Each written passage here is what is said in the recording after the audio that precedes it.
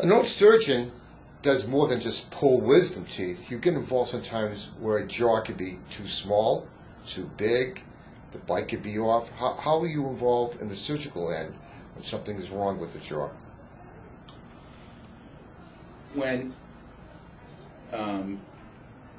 say, children or young teenagers go to the orthodontist, every now and then they come home with a perplexing problem that the orthodontist says, this may be a surgical situation.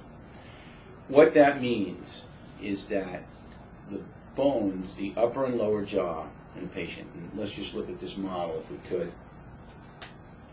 The upper and lower jaw, this is the upper jaw and the lower jaw, the maxilla and the mandible, are sometimes a misfit. The maxilla is too big, too small, the mandible is too small.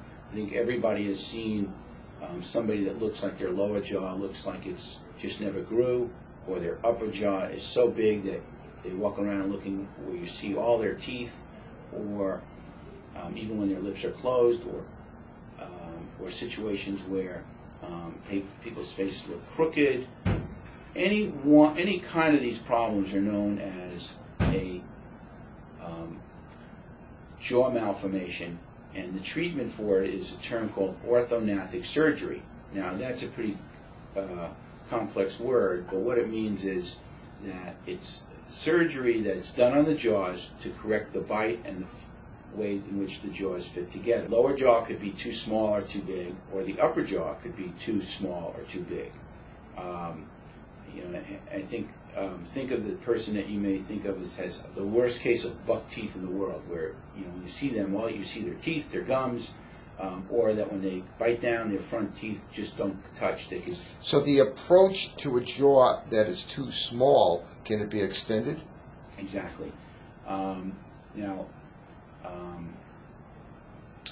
there in an adolescent or a teenager, you can extend the jaw or make it small. You can move it backwards or forwards, and move the upper jaw backwards and forwards.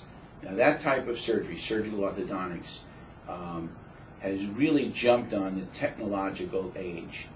I'll put this down for a second because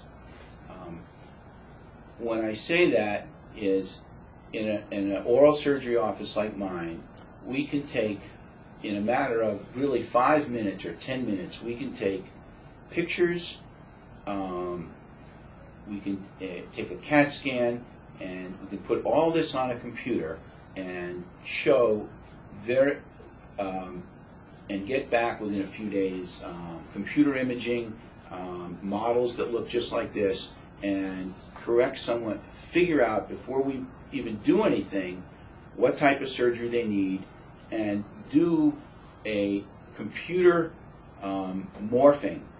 And that means that I can actually figure out how the person's going to look after the surgery.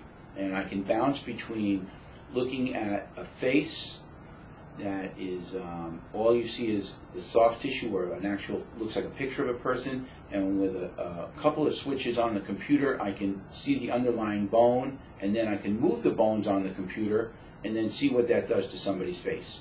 And that really has been a technological breakthrough in treating people. It's pretty reliable, man.